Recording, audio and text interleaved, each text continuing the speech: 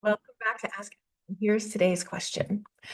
My business, not clinical, boundaries have gotten a little lax. I'm not on top of things like I used to be. I'm doing too much and I'm overwhelmed most of the time. How do I get back on track? So before I answer this awesome question, I want to thank Therapy Notes for sponsoring Ask Allison. I've talked about them for years. You know their features by heart, probably if you listen a lot. But here's what really sets them apart is first, they genuinely care about your experience. It's not just about troubleshooting. They actively implement user-suggested features like therapy search, secure messaging, clinical outcome tracking, real-time insurance checks, and a really smooth super bill process. Everyone at Therapy Notes believes in the product and wants you to love it too. Plus, they're independently owned, which means no venture capital and no pressure to prioritize investors over customers. This independence allows them to keep their prices fair and to focus on innovation and prioritize their customer experience. With over 100,000 therapists already on board, they've proven that you don't have to compromise success for quality. If you're ready to see for yourself, I want you to try Therapy Notes free for 2 months with the code ABUNDANT at therapynotes.com. Okay, so for those of you who've worked in toxic agencies, do you remember the Sunday scaries? Is that sinking feeling that you get as the weekend winds down? You may be lying in bed, staring at the ceiling, mentally preparing for the work week ahead of you. Maybe you've even skipped brunch or avoided hanging out with friends on Sundays just to mentally brace yourself for the upcoming days. It's a familiar anxiety, and you're kind of wondering how you're going to make it through another week. You might even have found yourself clocking out on Friday only to spend the whole weekend dreading Monday. It's that dread, the emotional and the mental burden that led me to private practice, the idea of leaving a toxic workplace behind, of having more control over my schedule, being able to do the kinds of work that really matters to me. But private practice, while it offers autonomy, can also quickly become just as stressful and just as overwhelming if you are not careful.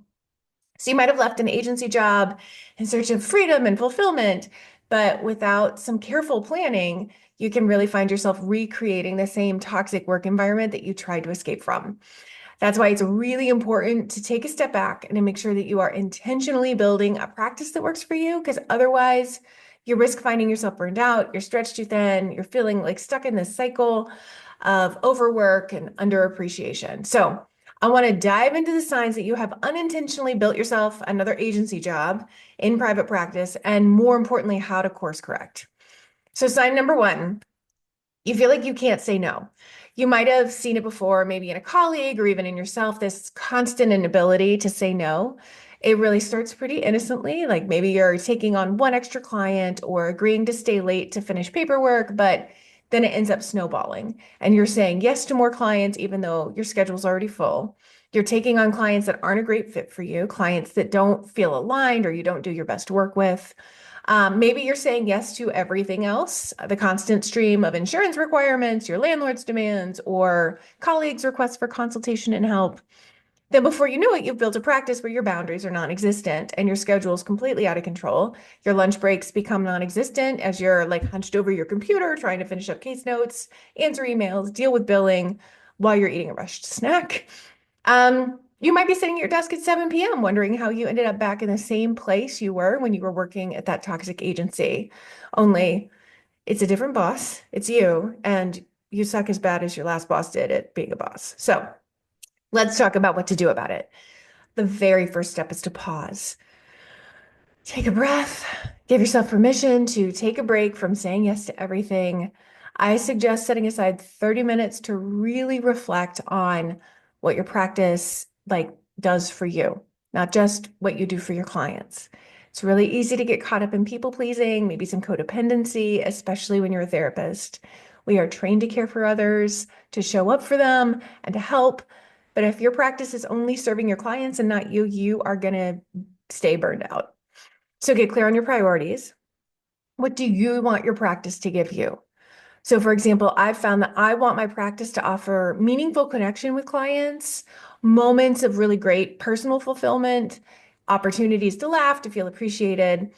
If I take on clients that aren't the right fit for me or they push me past my limits, I'll not experience the kind of joy or satisfaction that is important to me in my business. I also want to feel seen and valued for my expertise.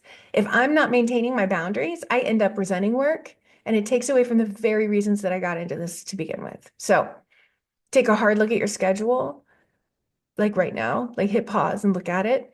Um, Go to your calendar and carve out some time for yourself, whether it's for admin work, for rest, even just to get outside.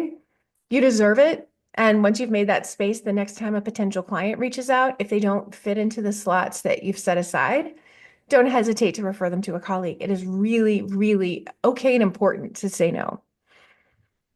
Sign number two, you have a lot of tasks that you dread.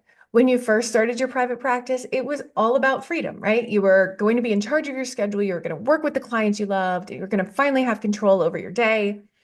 But then the reality of being a solopreneur sets in. You realize that running a business isn't just about seeing clients. It's about handling your case notes, dealing with insurance companies if you take insurance, managing your social media presence, following up on unpaid claims, dealing with phone calls, responding to emails, all these tasky things. And these have nothing to do with the passion for therapy. And as those build up, they can take over your time and your energy. So some days it can feel like you're running a full-on administrative office rather than a private practice. The thought of doing more stuff in that realm might make you want to throw your computer out the window. So you can feel drained by these tasks that feel completely disconnected from your actual work with clients, and I want you to know what to do about it. Some of those tasks are always going to be there. As a private practice owner, you are responsible for every aspect of the business. It's essential to recognize that you don't have to do everything yourself. So the key here is to find ways to automate, to delegate, and to eliminate the things that you hate or you don't have time for.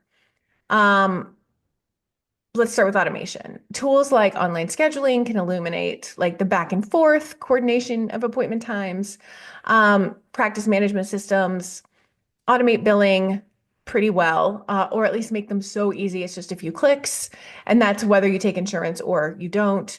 Um, Practice management systems can also send reminders to clients about their payments, which can save you a lot of time spent on um, trying to track down money if you're not charging every single session, which you should be, and making sure that people know when their appointments are. So I'm going to recommend Therapy Notes, which I've already mentioned, but Therapy Notes does a lot of the things that you need, probably everything you need done in your practice. You can also outsource, hiring a virtual assistant to handle some of the less critical but time-consuming kinds of tasks. That could be answering phones, it could be responding to emails, it could be handling some of your marketing, managing your calendar. You might not enjoy some of those tasks, but feel like for some reason you're supposed to be doing it. But there are people out there who love that stuff. You can hire somebody to do it for you, and that can be a great opportunity for you. Let's look at number three. You're burned out. If you are feeling like you're on the edge of burnout, you are not alone. Private practice was kind of supposed to be your solution to burnout, probably not the cause of it. But when we don't build our practice with intention, it can really turn into that never-ending stress cycle with exhaustion and overwhelm in the mix. So at first, it might seem like you're thriving, you're seeing clients, you're making money, you're feeling that freedom that you longed for. But as the months go by, and I see this with our full folks a fair amount. In fact, we have a whole program just for people who are full and in this circumstance. As the months go by, you notice like your energy levels are dropping, you're emotionally drained after every session, you're rushing from one client to the next without taking adequate breaks.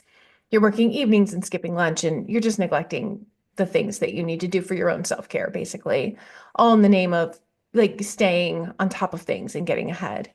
So then you're burned out. And while you're making much more money than you made in agency life, you're probably not significantly happier. So my goal is for you to be happy. The first step is to stop, like just pause. It's easy to get caught up in the momentum of running your practice, but you got to step back and you've got to assess what's going on. And if you're burned out, it's a sign that you've been pushing yourself too hard for too long without taking proper breaks. So this person's talking about their boundaries. I want you to look at what you actually want for your practice. This is so important. Just, I want you to just take a little bit of time to think about that. The free worksheet today is going to be a business burnout check-in that is going to help you with this. But I want you to think about, are you working the days and the hours that you want to work? Are you charging the fee that you want and need to charge? Sometimes what we want and what we need is different. Often therapists need to charge a higher fee than they're actually charging because there are lots of expenses in this life and you need to save for retirement. So look at these boundaries, look at how you're ending sessions, making sure that you're doing that on time so that you can run to the bathroom, eat a snack, finish your note, press the button to charge, whatever you need to do in between sessions. But if you're not doing those things, you're not going to be able to get yourself out of burnout if you're in this cycle. Get some support, go to therapy about it. There are a lot of therapists in therapy right now about burnout. Take a real vacation. I mean, maybe leave your phone on airplane mode the whole time. Like stay away from anything work related. Really take some time. And this doesn't have to be something expensive if you can't just jet away to Europe for the summer, but take some time in a cabin nearby. Take a staycation, but have real true set time off so that you can think and get out of the cycle you're in. I want you to say no to everything. Like everybody who wants you to do an extra thing, I want you to just say, "Oh, I'm not able to do that right now." It's fine. It's loving. It's kind. No, it's fine. Reconnect with your why. There's a reason that we all became therapists. A lot of those reasons are deeply personal for us, and getting reconnected with that can really help during these harder times. So, if any of these sound familiar, please don't feel bad. It's so common in private practice. Like I said, we have a whole program just for therapists who have kind of built the wrong practice. They need to make some big changes. If you want or need support through that program, send me a message that says limitless, and we'll talk through whether or not it makes sense to book a Zoom call to then go further into whether it's a good fit. We only let folks in that program that we are 100% sure we can help reach their goals. Like I said, this week's free worksheet is Business Burnout Check-in. If you DM me the word sheets, I will send it right to you. And you'll also have access to all the other free worksheets that we have when you do that. All right. I hope that you say no and take good care of yourself, and I will talk to you later.